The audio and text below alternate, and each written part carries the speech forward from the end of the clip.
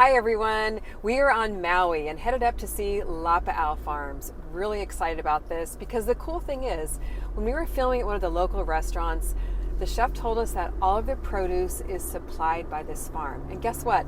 The farmer invited us up to see it, so we're really excited to check it out and to share it with you all too. Hi Hi, Mike, thank you so much for having us today. you're welcome. You're welcome. First of all, tell us a little bit about the farm here and how you got started with it. The farm here is Lapa'au Farm, and we are on 2 acres in total, but we're only farming about 1.6. We do more of a regenerative, bio-intensive approach. So essentially, our seasons here aren't year-round, where we'll get the same weather patterns, just like most of the time Kula will get it. I see. In the late fall through spring, we'll get a ton of rain.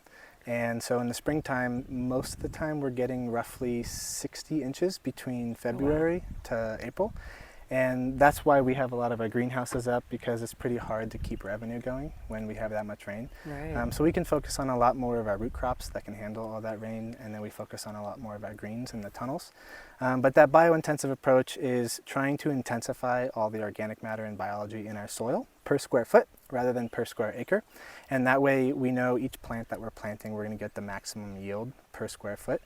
And that helps us with the amount of diversity that we have too. So if we grow the same crop year after year or season after season, we're going to start getting fungal disease, we're going to start getting a lot of pests. So here we do about 40 to 50 different crops throughout the year. Tomatoes and cucumbers and peppers, things like that are going to be more in the hot, dry season. And then things like our cauliflowers and brassicas, baby greens is going to be more from like spring through maybe like late fall. Okay.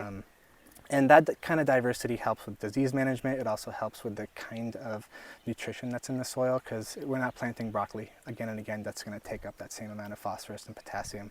We're able to rotate in greens after that, then maybe some beans and maybe some carrots.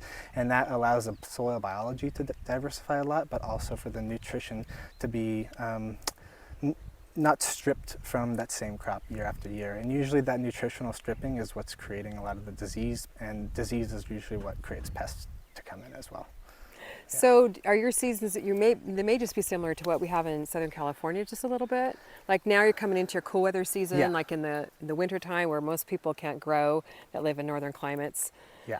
But for us, like we can grow cool weather greens and brassicas and everything right now, Yeah. and root crops, a We- little bit similar. We Maybe. may not even be as cold as you guys though, because I know Okay. you guys will get consistently in the 40s at night, We do. probably in Southern Yes. California. We may get some cold fronts that get into the 40s, but for the most part, it's usually low 50s at the coldest, and then probably like upper 60s, low 70s.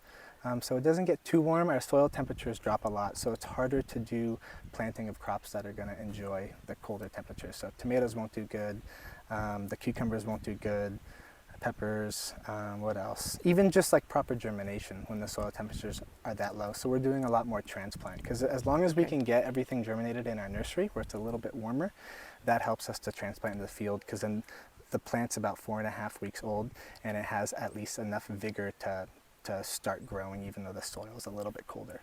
That sounds like a lot of what our viewers do, because I teach people how to start seeds, how to even make their own soil, build their, the grow light station, everything inside. Yeah. So you're just doing it on a much larger scale. Yeah. So when you talk about like the biodiversity in the soil and everything like that and rotating crops, how can a backyard gardener with a small garden, maybe even they just have a container garden on their patio, Yeah. any ideas or tips that could help people do that on a much smaller scale? Yeah, well, the first thing I always tell home gardeners is plant what you're going to eat, because a lot of people will plant just like what's cool, or maybe even things like cauliflower or broccoli. To me, per square foot, it doesn't make sense to plant those kind of things, because you're going to get one head and it's a longer term crop. But if you're going to plant like kale, Swiss chard, cutting greens, you're able to get a lot of harvest in that small amount of space.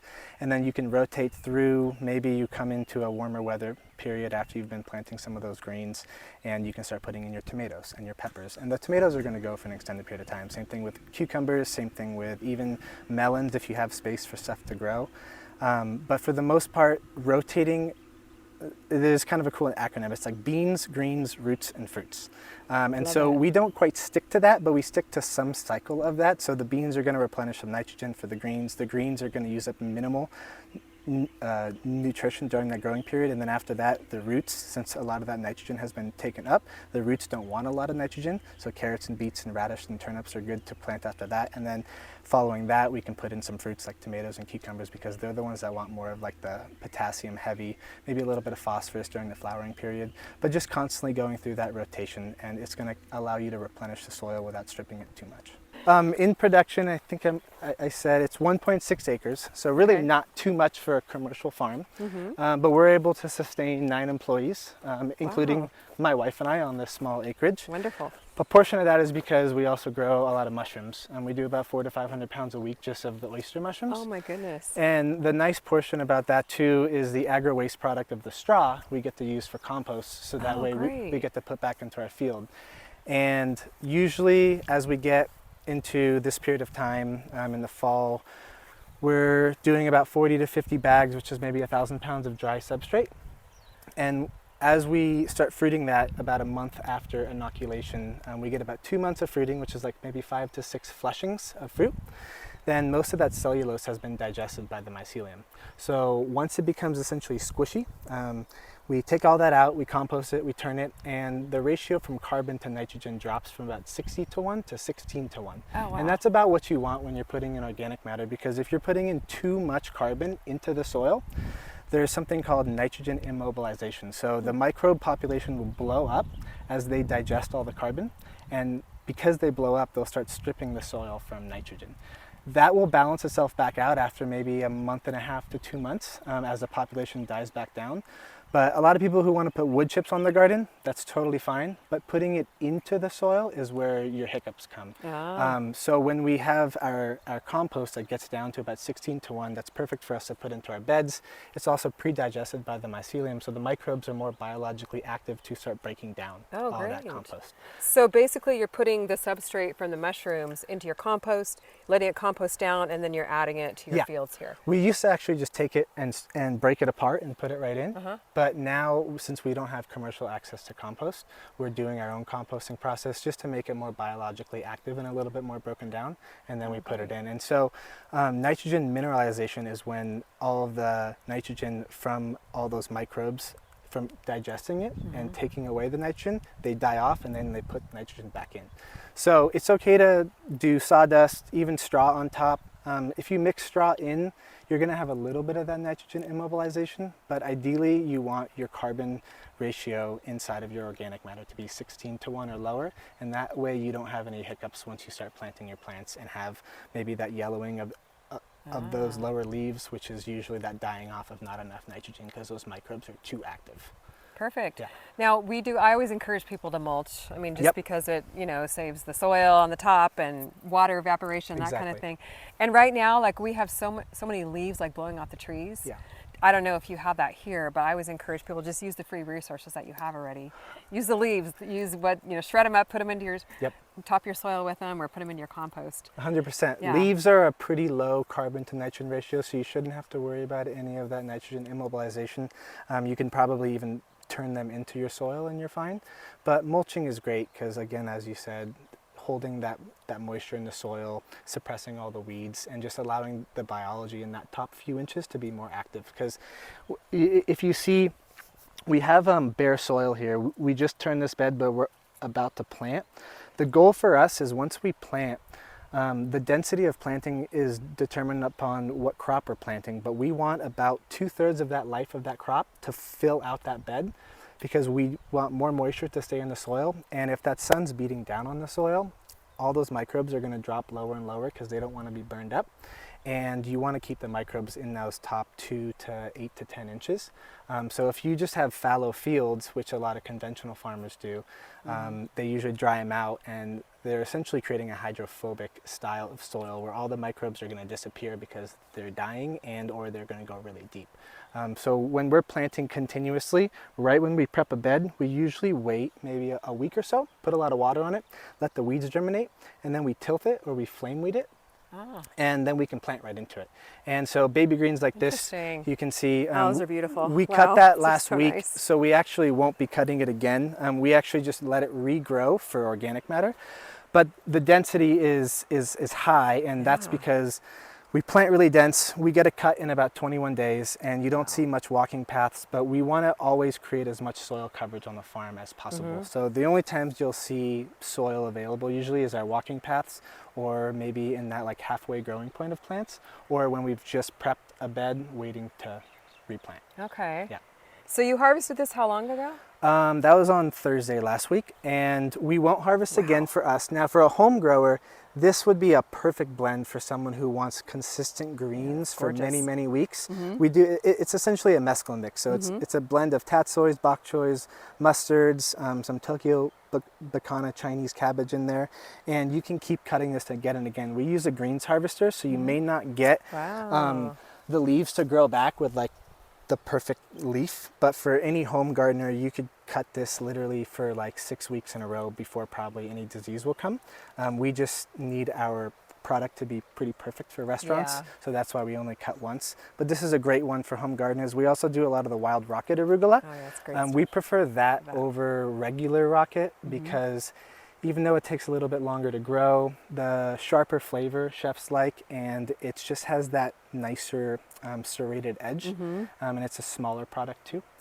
But those are great too for a home gardener because you can cut that again and again and again, and you can have arugula essentially for 3-4 months. Yeah. Because this doesn't even look like it's been harvested. I mean, it looks beautiful. Thanks. Like it's picture perfect, Thanks. you know? Thanks. Like you could eat right out of it. Yeah, you can. It's absolutely gorgeous. Maybe a couple bugs too, but Yeah, oh well. A little more protein, right? Yeah. Beautiful. So over here, it looks like you've got some carrots. I can't tell if that's cilantro or parsley. parsley. Okay. Yeah. And then all kinds of greens. Are there certain crops that your farm focuses on in order to, because I guess we haven't really told our viewers, you supply a lot of produce to the local restaurants and not farms, but grocery stores maybe? Okay. Grocery stores, distributors, restaurants, and then we have a 60 family CSA too. Oh, so wow, we'll cool. deliver about 30 boxes on the North Shore and 30 boxes on the South Wow, Shore. that's awesome. We do a lot of baby greens. So salad mix is about 150 pounds a week. We switch off between the mesclun mix and the Salanova. Salanova is good for home growers too because it's more of the hardier lettuce, but the leaflet sizes only grow to a certain size, even the older ones. So you can cut that and it'll keep regrowing again and again. Our chefs like that more just because it holds up on dressing a little bit more. We do a lot of the wild rocket arugula, which is that. So we try to plant essentially one bed of that every week and a bed of the mesclun mix every week. Okay. Plant a bed of Salanova every 2 weeks.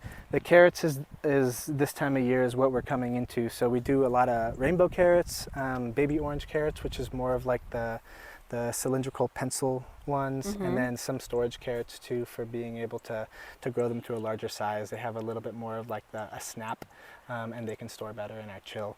Hockerite turnips is probably my favorite.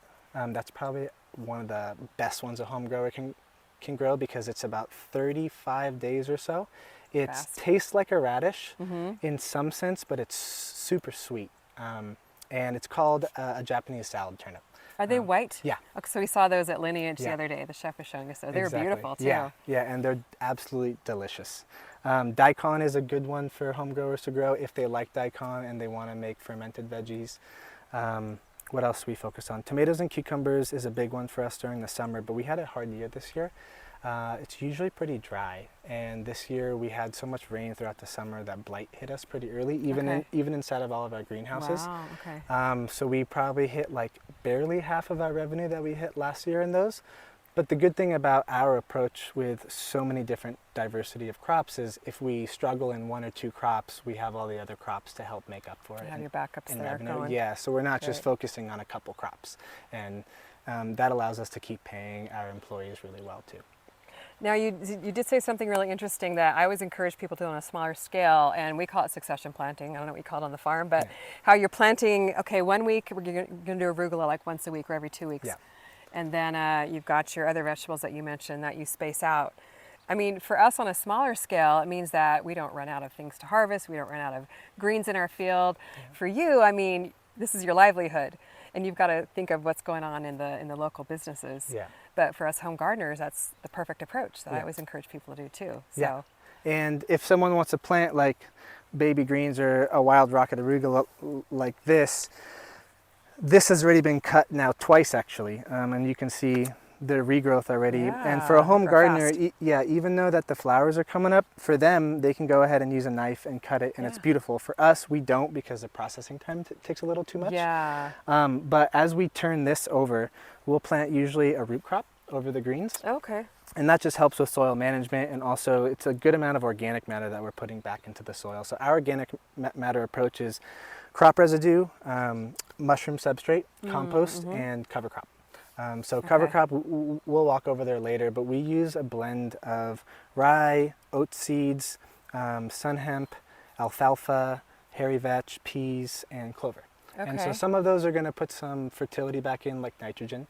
Some are going to be aggregate builders by essentially building up their root mass. All the microbes are going to come to that as the oats and the ryegrass get mowed over. The roots slough off, and as the organic matter dies, the microbes have something to eat.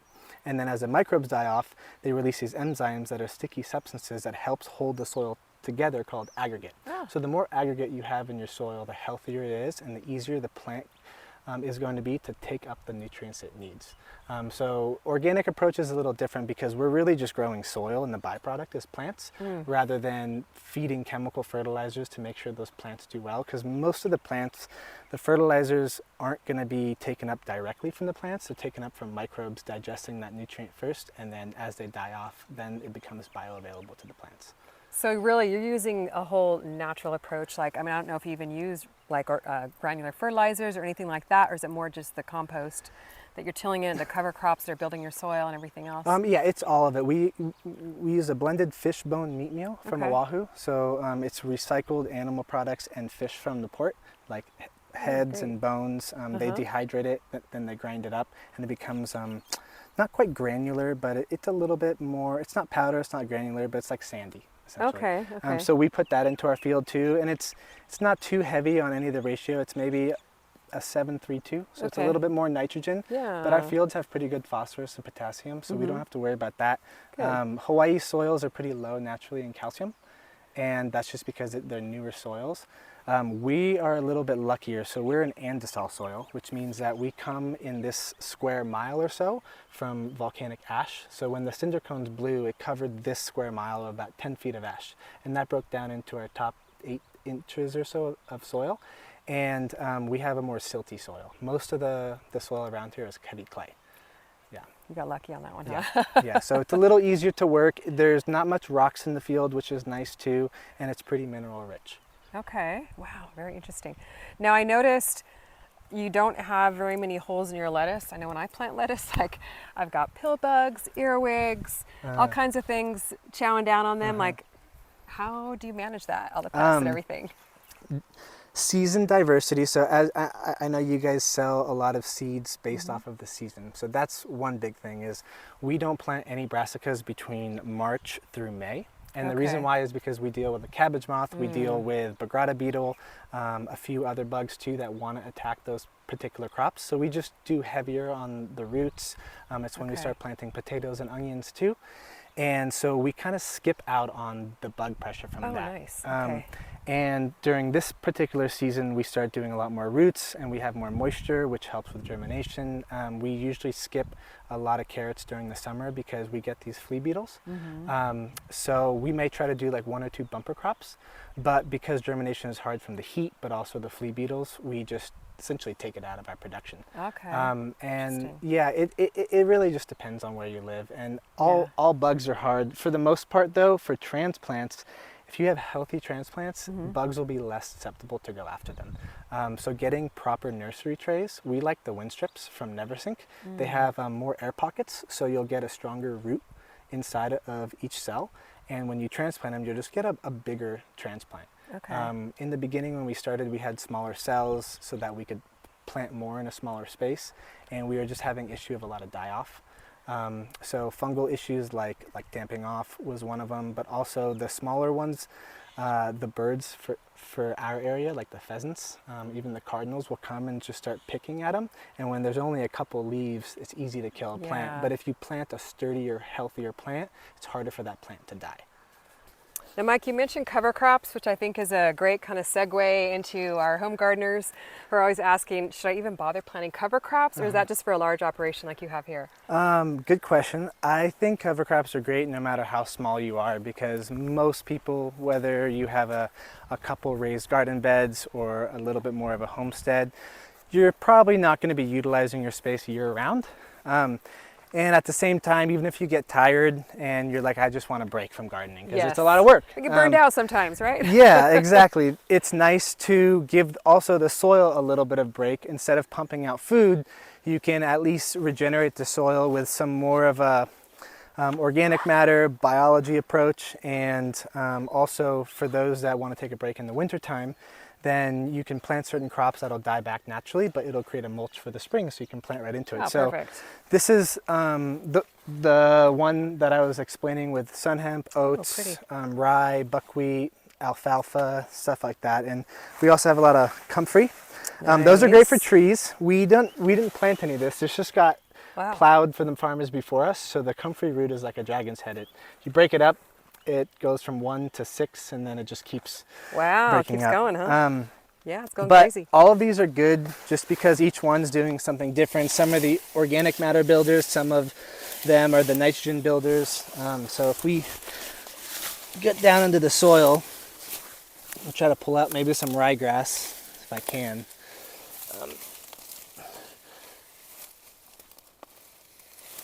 So the reason why the soil is sticking to the roots is because of the sticky substances and those enzymes that are attached to the roots. So it's nice for all the biology to continuously be active around that root zone, because when you're ready to plant and mow this crop over, you're going to have a lot more biology inside of the soil.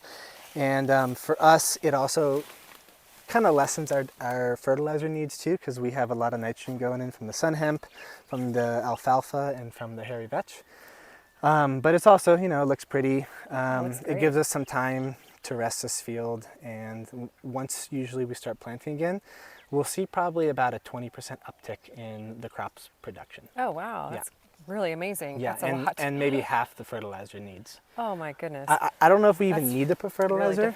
Really but we do, just because we want to make sure that the crop has enough during its growth cycle. Top dressing is probably the best thing for most growers.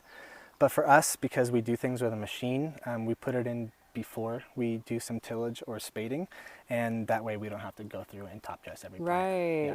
So then home gardeners, like their raised beds over the winter time, we in Southern California, we can grow all year round, but a lot of people can't because they're in cold weather.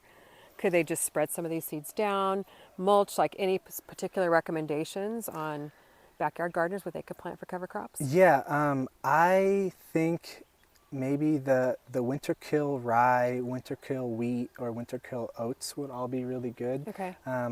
You may not get like nitrogen in there from them, but if you wanted to add in some clover or some peas as well, that would help with a little bit. What else? And clover and peas are what a lot of people might already have in their seeds from the year, especially peas or in like beans, maybe. Exactly. Little booms, throw those in their beds or their containers. Yeah, and mulching is good. We broadcast this by hand. Most of the stuff that we plant by seed, we use a Jang seed roller. But this we broadcast by hand, and then I just take a disc and shallowly go over the soil. If they broadcast by hand, whether in the raised garden or in ground, just take a rake and just rake over a little bit of soil. You don't need much, but maybe like a quarter to half of an inch.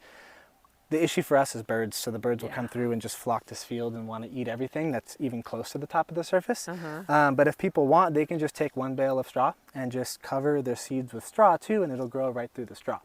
So that's also an easy way. It's a little less work. You don't have to do even any raking. And then you're also going to mulch the garden, so when the crops grow up, it's mulched for one, and then once they die back, you almost have that double layer of mulch. Perfect. And then come springtime, they are ready to plant. Exactly. Yeah. You may want to loosen the soil with like a fork, because the soil needs enough oxygen for the root systems to grow into. There's a big boom in like no-till gardening, and it works great in certain soils. Heavy clay soils, it won't work very well, because if you don't have enough oxygen, the roots aren't going to grow very well. We've tried that, and even year after year, I think maybe it'll work, so we'll broad fork and just do a harrow. which is just like a few inches just to create a nice like seed bed on top. But without that depth of oxygen down below, we usually see a reduction of like 30 to 50% in the plant's growth. Even just one bed of basil we did in our tunnel, the one that got tilled versus the one that got broad forked, we had 200 pounds on a 100-foot bed, and then the other one we had about 20 pounds. Oh, wow, that's significant. Yeah, significant. Definitely. Yeah, so we've always tried, but because of the rainfall we get here too, rainfall creates a heavy compaction naturally, so we want to re-aerate that soil. And it just depends. Like if we hand transplant lettuce and the crop comes out early, we can plant right back into it. Right. But if we're doing baby greens or root crops and they've been in for a long time, or tomatoes maybe, we want to re-aerate that soil. Okay, that makes sense because we have a lot of clay soil where we live. So I've tried the no-till. It just doesn't really work. I'm like, Yeah. I've got to loosen it up a little bit Yeah. before I replant, unless it's like a immediate crop I'm replanting. Yeah. So it totally makes sense. And for backyard gardeners. double digging is a great thing for backyard gardeners in soil. It's like being able to dig out a good portion of the soil, and then that loosens it up. As you put it back in, you're layering in some compost and some other organic matter, and that's going to create a much more lively approach to your soil. Sometimes you might see some hydrophobia because you've disturbed so much of the microorganisms, but if you put a lot of water back on the soil, that naturally compresses the soil back down a little bit, and then it'll start getting all that biology reactivated. So then come another few weeks after that, once your transplants go into the ground, usually the microbes will immediately go up to those transplants and start breaking down all the nutrients that are needed for the plants Perfect. to grow. Yeah. Because I always tell people you got to moisten up your soil first before you plant. Otherwise, it's going to be hydrophobic. Your plants aren't going to be able to uptake the water. So Exactly. you're totally reinforcing. Thank you so much. Yeah. All the wonderful things that we've been sharing with our gardeners. So this is just on a much larger scale, which is really fun to see. Our poor summer season, we also do mainly heirlooms instead of Okay. the hybridized reds, which are naturally more disease resistant. The heirlooms didn't do very good. They just started to get blight pretty early, even inside of the tunnels, because our humidity up here this summer, we were averaging 80 in the day Oh, wow. and 95 to 100 at night. So it becomes, Oh, my goodness. yeah, Wow. it's really hard to grow certain crops when our seasons are like that. But last year, Yeah, we were it's crazy. averaging 50% humidity in the day and maybe only like 65 at night. And so that's why, different. it helped a lot more for our tomatoes and our cucumbers.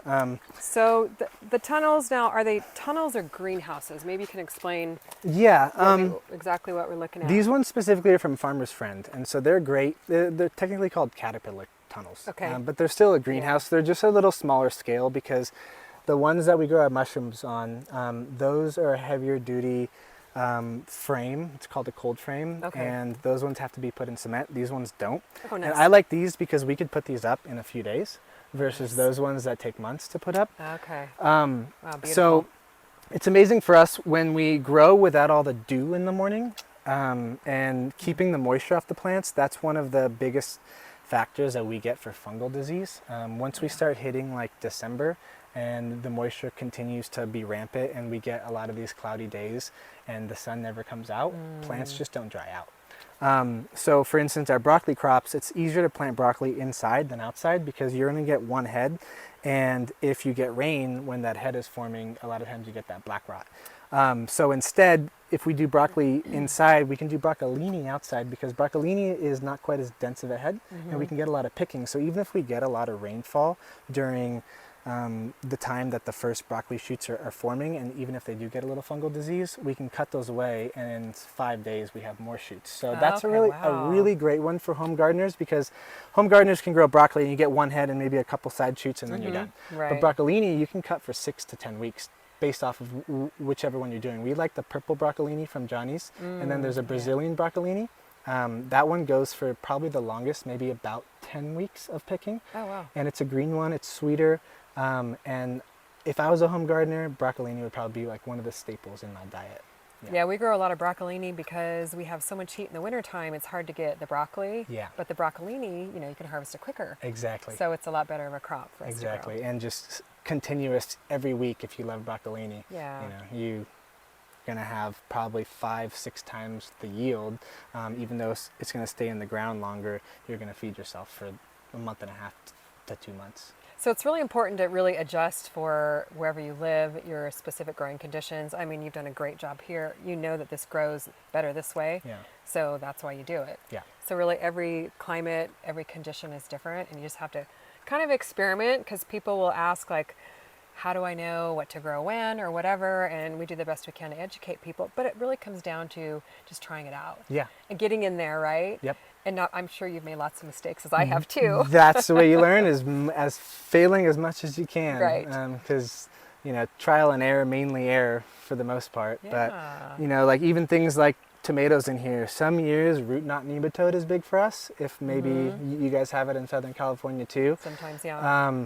But that's why we always follow tomatoes with brassicas too, because they're not susceptible to root knot. And then usually after brassicas, we follow it with our baby greens, the mesclun mix or arugula, because a lot of the mustards in mesclun mix will help combat any root knot nematode. So we're just trying to keep that cycle going and combat different parasites in the soil or different fungal diseases, because if we're planting like the mesclun mix and then a Napa cabbage and then a Hawkeye turnip, they're all the same family. And then if we have disease on the first crop, we're going to get it on the following crops as well. Yeah. Very interesting. Yeah. Very cool. Well, these look wonderful. So you're doing it right in Thanks. here for sure. Yeah. And keeping the dew off the plants. It's funny Yep. because we really do have the opposite problem, because we don't hardly have much rain at all. So we've always got to be thinking about drought and how to keep the soil moist, how to water efficiently, and that kind of thing. Now I know I noticed you do have a watering system, drip system. I mean, I'd be completely lost without drip. Yes. With the rainfall, are you like always monitoring your drip system? Like, how do you manage that? That's a huge, huge issue. Sun, water, and really nutrition is like the three main components for any plant to be healthy. For water, for us, we have about half the farm on drip and half on overhead. And I like drip more when it comes to plant health, because for us, we deal with all that dew, and we don't have really hot temperatures. So drip helps keep the water off the plants, and so they have a lot less fungal issues. If we have overhead though, we get way better germination. So that's why we have about half of our farm on overhead, because when we're planting baby greens, carrots, anything in ground like radishes, stuff like that, if we don't have overhead, we get pretty sporadic germination. Yeah. But the issue for that too is because we're so dense on our scale, we try to plant appropriately where like we'll remove sections of a block out at the same time. So if we're planting like baby greens and carrots, those two things are going to be ready a difference of like 2 months. So then we'd have to pull out a bed. So the bed that you saw in block 2, there's one empty bed that we have to plant, which means that once we start planting it, we have to overhead. And there's a lot of crops next to it that are older. So when we're overheading everything to get enough moisture in that early transplant crop, it may create fungal issues. So we'll try to water early in the morning so that way it dries out enough. I would say if you're in a drier climate, especially something that gets into the 90-degree, 100-degree temperatures during the summertime, overhead's great because you can also water during the day to help cool the plants down. And there's definitely somewhat of a myth of like if you water the plants in the day and the sunlight hits them, it can create this magnifying glass approach and burn the plants. I've never seen that personally. I haven't either.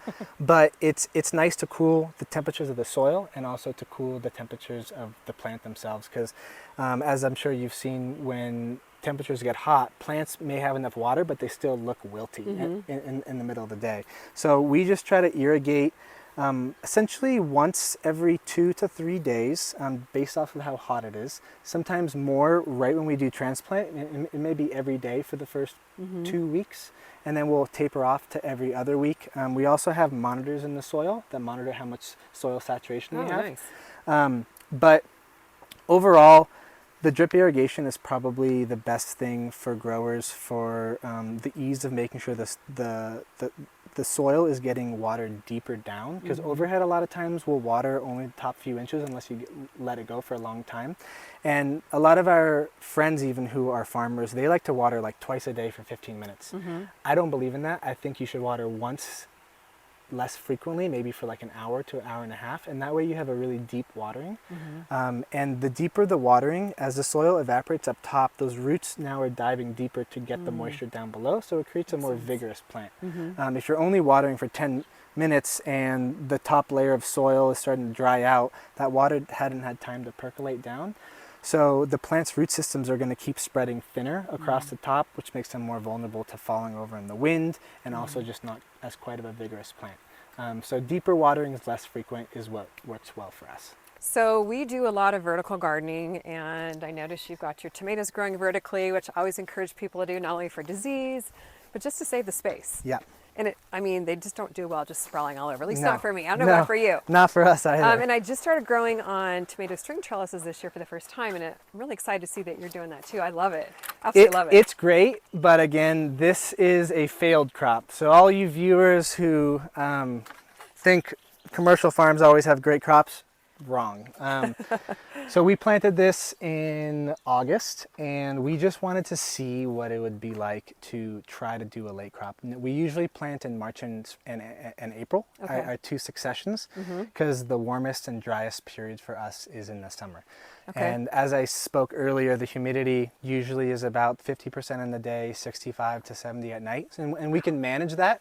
But this summer, it's been 85% in the day and about 95% at night. That's crazy. And so the heirlooms specifically, those have really been terrible for us. They have no disease resistance. So when we have this constant moisture coming through every night and the humidity is really high, especially in the greenhouses because it holds all the moisture, and these ones don't have fans because we just put these up a few months ago.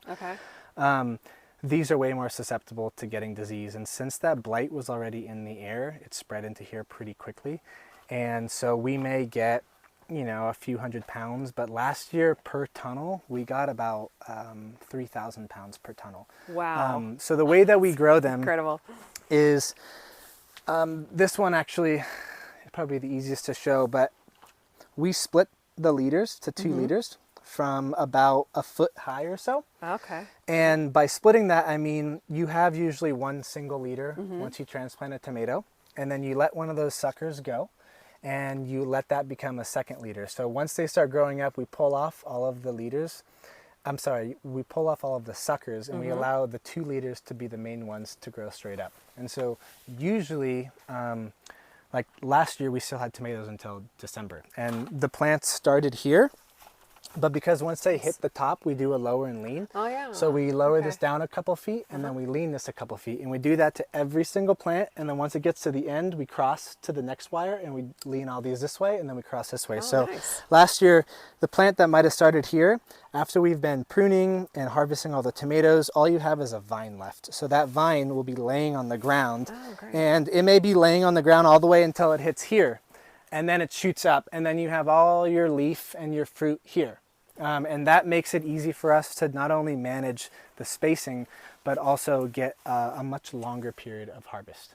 Nice. Yeah, because if we let them sprawl out into a big bush, then it is just a mess. It's crazy. Yeah, it's essentially a jungle. Like I said, I did it for the first time this year, and I could fit so much more in. Yeah. So I've got like a 4-foot bed. I have 4 or 5 tomatoes, whereas otherwise you'd have to spread them apart into like 3 feet a piece or whatever. Yeah. So it's great. I got great tomatoes out of it. And mine, I mean, we don't have the humidity that you did, but like no disease on the bottom. You're just trimming it all out. It has lots of airflow. Exactly. But with your humidity issues, it really changes things. Yeah, it does. Yes. The other factor too, to make sure home growers know is if you're going to grow like this, you need indeterminate plants. Determinates are the ones that are going to produce right around maybe like shoulder high, all of their fruit within about a 3 to 4 week period.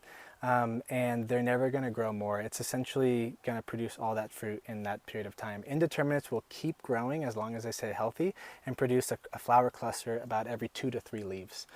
So indeterminates are the ones you trellis. Determinates are usually the ones that you'll cage. Yeah. Perfect. You still have a lot of blossoms and flowers on here.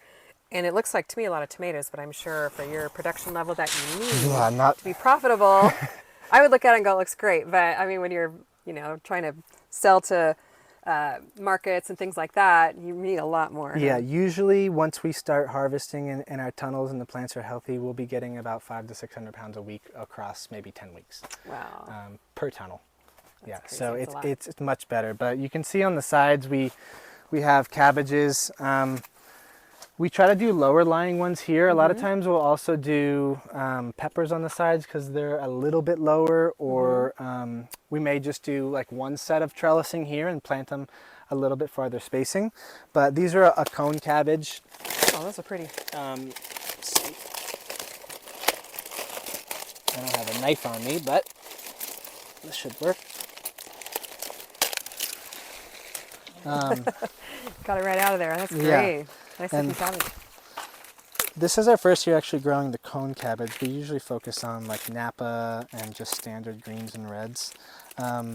There's actually more moths in here than outside, which is odd. So we've been getting a lot of holes from the little caterpillars. But once we strip this away and get down to here, it usually Yeah. becomes a lot nicer. Nice. But it's a good crop to focus in on the greenhouses because usually we don't have pests. I think it's because we built this around already planted crops Okay. that we kind of like sucked in some pests and then they couldn't get out. They stayed And around. then their population continued to multiply. Yeah. Now, question is that so cabbages more of a cool weather crop, tomatoes warm weather crop. So how do you manage that here? Just Well, more shade or what's no, we usually only plant cabbage from like late summer is when we start seeding. Okay. And then we'll have cabbage until about maybe December to January. Okay. And then we start pulling everything out of the field. And usually by February, most of our brassicas in general, so kales and broccoli and cauliflower are also gone. So that way we don't have that pest pressure that starts usually in Okay. March. Yeah. So you're really managing the seasons Yeah. or planting with the seasons. Yeah. But really, cabbage has done great. Or we could have planted this summer because we had such a cool summer. And that's why our tomatoes and our cucumbers were so poor. We got a lot of the cucumber mosaic virus on our cucumbers. So from the yeah. stressful temperature swings of like mid 80s to low 50s, cucumbers and tomatoes and peppers don't like those. And so they start to get a virus here. We have a verticillium wilt issue, and then there's a fusarium wilt, but we mainly get that verticillium one. And our cucumbers this year, we got maybe only like 2,000 pounds out of a couple greenhouses. Last year we got like 5,000 pounds. So it's a big reduction when our temperature swings are drastic during the Yeah. summer, rather than like the more consistent temperatures. It's a good thing you have those crops that you were saying to fill in the times when the other ones aren't so good. Yeah, so Manage we that. try to plan it out year by year, but we had a great spring. Like this spring, we were able to have a much better quarter than last year. Last year we had 65 inches in just 2 months. Wow. So we were pretty much in the red for maybe 2 to 3 months. But this year we had our best spring that we've ever had, and then we followed it with a pretty poor summer. So Hopefully it balances out, yeah, right? yeah, it usually does. Yeah. It usually does. I always like to encourage people to start from seed because Mm-hmm. there's so much more variety when you can grow from seed rather than purchasing a transplant. Not to Yeah. mention the cost savings. Yeah. We've got a nice looking little nursery here. So Yeah. tell us a little bit about that and how you get started on things. Well, the property owner didn't, we were originally just going to put a greenhouse in. The property owner didn't want it to be another greenhouse. So she's like, build something nice. So we were like, all right, we'll put in something with like a little bit more style. Yeah. And this works great for us because it does keep pests out too and birds. Nice. The bird pressure for seeds is pretty heavy for us. Yeah. So we have some bird netting on the outside. But also we switched over to the wind strips. So the original trays that we started with were just the standard ones we got actually from some conventional growers. And the holes are pretty small on the bottom. And there's really no other points for oxygen to get in. And these are about 150 per strip, which is a lot for one tray. And it just makes a much smaller cell. When we switched over to the wind strips from Neversink, not only they're 2.5 times bigger, but we have slits in the sides so more oxygen can get in. And that created our cells to not only get more of that oxygen, but for the transplants to be about 2 to 3 times bigger. And so when we put them in the field, we were having a difference from like 20% loss of transplants from either fungal issues or bird pressure to now like 3 to 5%. So great. if anybody wants to start their own cells, start them in bigger cells. We even have some farmers who are a bit more homesteady who will start them here, but then they transplant to the 4-inch pots. And those are great too. It takes more time. It's also a little bit more expensive if you're buying all the potting mix. We don't have time to do all that, but if you can get a plant this big before you transplant, a lot less likely for those plants to die once you put them in the field. But these are a good happy medium. These come in 72 cell strips, or you can even do the 50 cell strips, or even bigger. And we use the 50 ones for all of our melons, cucumbers included in that, and tomatoes and peppers. Oh, nice. Yeah, so we can get them a little bit hardier before we put them in. Oh, but great. even then, we still usually transplant from these to these for the tomatoes. But the cucumbers we'll usually just put straight into the ground. Oh, perfect. Wow. Can we go in and take a look? Yeah. Great strategy there. Oh, potting mix. Oh, yes. So, big difference in potting mixes. We've tried a lot, and this is our favorite variety. It's a Pro I've heard Mix. that, yes. The HP stands for high porosity.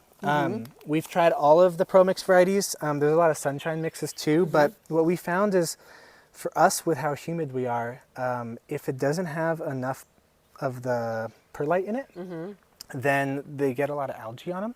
And then the plants kind of just hold too much moisture and the root systems don't grow very well.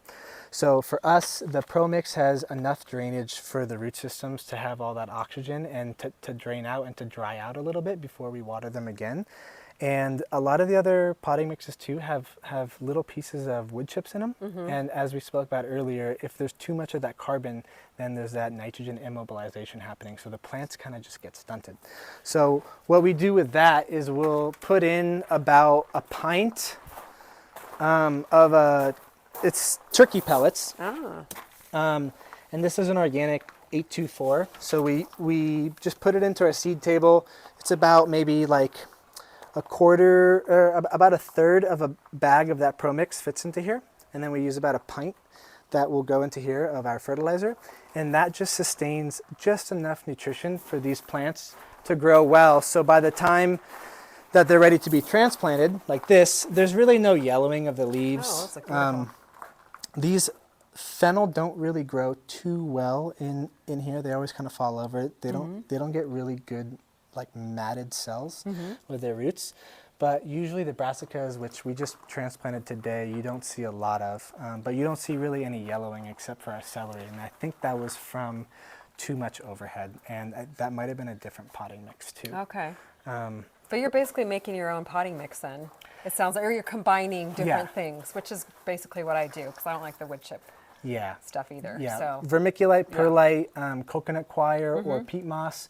I tend to steer away from peat moss. I think it kind of changes up. I don't know if it's the pH or something, but it always seemed to affect our cell growth. I like coco coir better as well. Yeah. Compost and Exactly. Vermiculite, worm castings in there as well. If you have good compost, you could really just do compost, vermiculite, worm castings, and some perlite. Yeah. And that would be great too, because that you probably wouldn't even need any fertilizer in there for that. Right, which is the seedlings too. Yeah. Yeah. So I see here your lettuce transplants, which are looking really, really good. So these ready are to plant out soon, huh? These are about 3 weeks old. Okay, great. Everything gets transplanted out about 4.5 weeks. That's when they're necessary for their roots to be grown up enough. So these beautiful. probably could be now, but we let them get a little bit bigger once these roots start wrapping a little bit.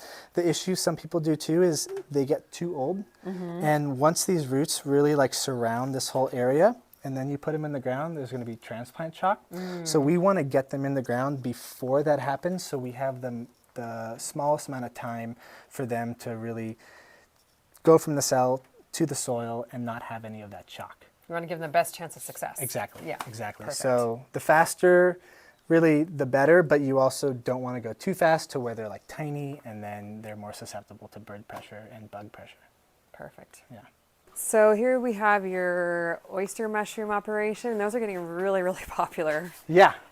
So we have a friend who does all the lab work for us. Okay. Because we have so much field production too, we didn't want to build a lab and focus on creating the spawn. So essentially what he does is he'll take tissue cultures of our mushrooms, Okay. by cutting into the stem, taking out a sliver of that, putting it into a petri dish of agar that's sterilized, and then that piece of the mushroom, since it's still alive, will begin myceliating out and digesting all the sugar. And in about 2 to 3 weeks, that petri dish will be white. And he takes a sliver of that, puts it into a jar of grain that's been sterilized as well. And then that jar in about 2 weeks will be completely colonized with that mycelium. And then he takes that grain and then expands it out further into more jars, and then takes those jars again and expands them out into sawdust blocks, which are these. Oh my goodness. And so this is, I had no idea all that went into mushrooms. he inoculated this on 10/17, so we're only, what, 5-6 days? And you can already see the white mycelium starting to digest all of the sawdust. So the difference between him and us is you have to use autoclaves to sterilize all of these, because when you use sawdust, you have to also add in a nitrogen, so wheat bran, soybean hulls, even cornmeal, and that creates the ability for other contaminants to want to jump in because it's so nutritious that you have to use some sort of sterilization technique. But for us, we use straw, so we essentially just take chopped straw. And we developed this method over the last few years to make it easier for us, because we used to pound bags and use bales of straw. The bales of straw came inconsistent. Sometimes they already had some fungal issues in there because they weren't wrapped, and if they were moist sitting on tarmacs, then they would start to get some of the fungal issues. But this stuff is chopped, so it's also more easily digestible to the mycelium. So we just soak it in water for a few hours, pull the bags out, let them drain overnight. And then we take this, once it's fully colonized like this, where it's all white, we bash them up with a hammer, and then we take this sawdust and we stuff them into the bags. And in about 28 days, we get mushrooms. So we pick every morning. And so you won't probably see a bunch that are ready to harvest quite yet. And it'll be a little dark in here because we don't have our vent open. Oh, this is so cool. But I can probably pop some of these out for you. Wow. Oh my gosh. So see, the mushrooms are growing out of the straw. Let's see if I can get some light for you. That's fascinating. So after about 20 days or so, the mushrooms will start fruiting out of the holes. We just use a broadhead arrow to poke holes. So the mycelium knows where the oxygen is. And these double in size every day.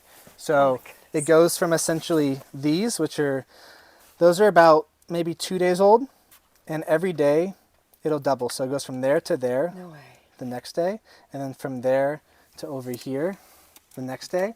And these are smaller, but we'll get sometimes clusters that weigh 3-4 pounds each. Oh my goodness. And so these are actually be harvested tomorrow, but if I pull these off now, they're pretty perfect.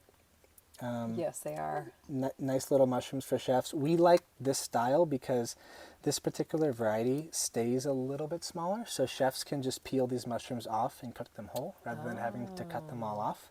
But this one greenhouse for us, since it's a much more passive approach, we'll get a lot of flushing off of here. So they'll essentially fruit once after about that 3-week period, harvest around 4 weeks, and then they rest for about 7 to 10 days, and then they'll fruit again, and then they rest and they fruit again, and they'll do that 5-6 times as long as our temperatures get a little bit colder at night. So those cold nights signals to them that there's a little bit of cold front coming through with more moisture, and if there's more moisture, that means if they grow and fruit and sporulate, then their offspring will be able to continue to survive. Wow.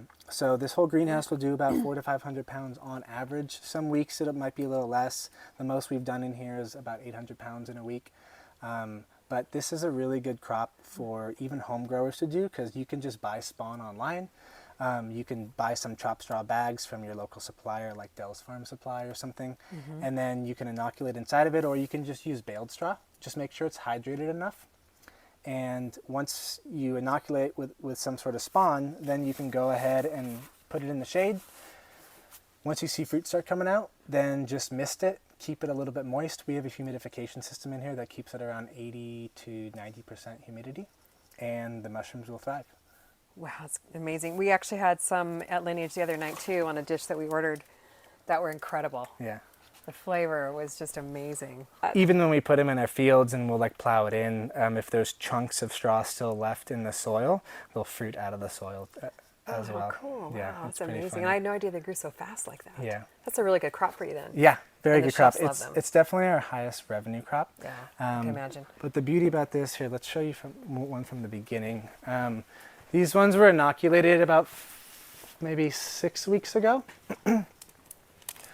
So if I open this up, and you can see everything's white, right? So Okay. the mycelium. But if I pull this out and you feel this, it doesn't quite feel like straw anymore. It's like a sponge. Oh. So that cellulose is broken down. Okay. And that's what the mushrooms love, at least the wood-loving species. So they're trying to break down the cellulose. A lot of them will break down the lignin too inside of sawdust. But this is just straw. And we like straw because it's a cleaner product since it's sun-dried. But also you don't need to add in any of that nitrogen. Straw has a much more balanced approach to carbon to nitrogen ratio.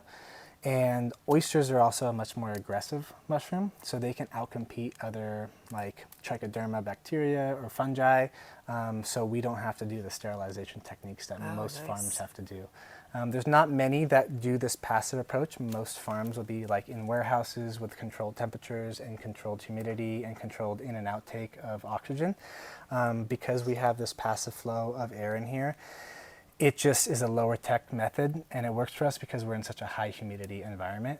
If we were in California, we'd probably have to control a more indoor space because it's 40 to 50% humidity instead. Yeah. But for us in this particular climate, it just worked. You made it work for where you live and Yeah. the climate that you got here. Yeah. It's great. Like here in Maui, the local economy is so important. People are dealing with, bringing exports in and all that. And we ate at this amazing farm to table restaurant, and that's how we found out about you. And I love that you're working locally with the farmers, with the restaurants, with the markets, I should say. Can you tell me a little bit more about that and how that helps people out here on the island? Yeah, well, we need more farmers, that's for sure. Most of the food that's imported here, I think it's about 90 to 92%. There's not a lot of local available food, and I think the reason for that is probably high cost of living mixed with high cost of land. But also most people don't realize that you can make a profit by farming, at least if you do it on a smaller scale and do it efficiently. Usually when you're going on a conventional scale, to make it worthwhile for money, you kind of have to do a large amount of acreage, and then you're getting immigrant labor that's being paid pennies on the dollar. Yeah. So for us, to be able to provide good quality, healthy food to our local community is important, but also just to educate others that it's not as hard as you think, and also the food tastes a lot better when you're growing it yourself or when you're doing it on a smaller scale without pesticides and chemicals, and you're treating your soil well with good organic matter and good nutrition. Growing the soil and the plants being a byproduct is really the name of the game for us. And we don't ship anything off island except a little bit to Molokai and a little bit to Big Island. But chefs usually want to work with something fresh. And so when we're getting shipments of food that's coming in from the mainland, it's going to be a week old or so. So for us to focus on baby greens and mushrooms and broccolini and things that maybe deteriorate over time being shipped here, chefs usually like that more. And it's also going to store in their chill for an extra 5 to 7 days rather than something that's shipped here and then it's going to die in their chill in 3 days. So eating local is, to me, one of the biggest impacts anyone can do. Starting your own garden and just having that connection to where your food's coming from also creates a different impact on, I think, an individual basis. But I think once most people start tasting the flavors of fresh food that's like just picked from your garden, you realize that, oh, this is food. This isn't like going to a grocery store and buying all the stuff off of the lines of like cardboard boxes with chips and crackers and whatnot. And it tastes good and it feels good in the body. So we did this not only because we wanted to grow food for our community, but we wanted to raise our kids on a place where they understood where their food came from. And so our goal here is not only to feed our community, but to educate others that, hey, you can grow your food, you can become a little bit more sustainable yourself and not have to rely on all of these other systems that are in place. And it makes everybody a little bit healthier too.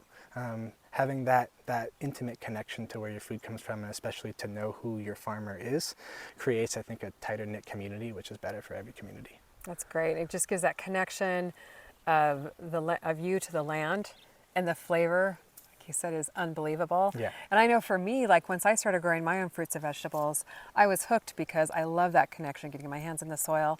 And then once you taste the flavor of homegrown food, farm-grown food, you're hooked. Yeah.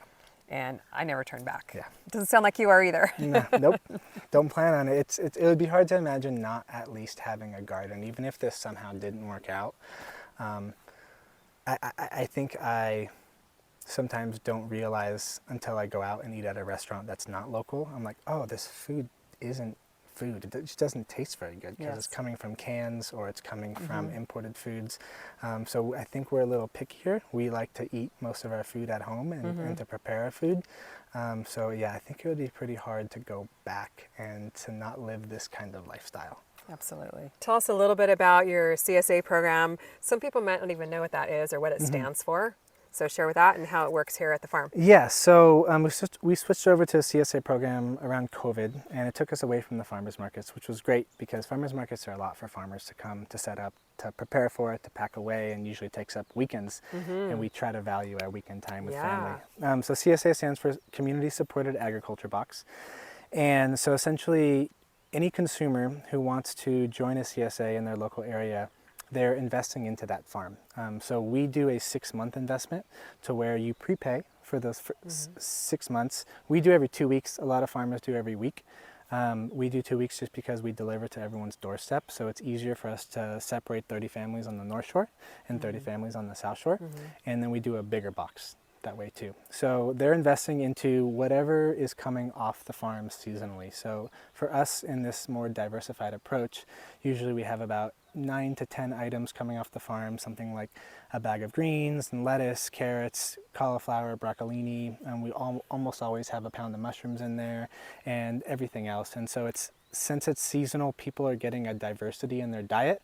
And I think it makes it fun for a lot of those who are chefs too, because some people will see kohlrabi and be like, what is that? Like, how am I supposed to prepare that? So also in that stream, we send out emails letting everyone know what's in the box and then different recipes that they can make with our food. Oh, that's great. So it helps us to be able to plant accordingly for those next 6 months, knowing how much we need to plant, also keeping our diversity up and being able to also get a little chunk of change up front. So that way we're not necessarily putting in all the risk up front. We've never had an issue with that. I know maybe in colder climates or those who, like we're in North Carolina, for instance, over this past hurricane, if a farm gets wiped out, the original thought of a CSA is because they're investing with the farm, if the farm gets wiped out for a month, then those people investing are also okay with not getting food because they're investing in their local farm. So if you're a part of any area that has local organic food that has a CSA, I highly recommend joining it. Not only do you get that intimate connection with your farmer, but you also have the ability to get food that is fresh and local, and there's really nothing better. Absolutely. Yeah. Thank you so much for having us here. This is a gorgeous spot right as the sun is setting behind us. You showed us around your farm. I've learned a lot too, and I'm sure our viewers have as well. Are there any last words of your farming wisdom that you could share with our viewers? Just one thing, and it's overall, you're gonna make mistakes, and each season's different, so don't get disheartened when a crop comes out bad. Just try it again. It happens with us as well. And a lot of it's based on weather. Sometimes you can try different techniques and they work one season and they may not work the next season. So just keep at it and you'll continue to get better and you'll continue to learn more about what grows well in your region and in that particular time of year. And share your food with others. Wonderful. I love that. Well, thanks so much for having us. And thank you all so much for watching. And we'll see you next time in the garden or on the farm.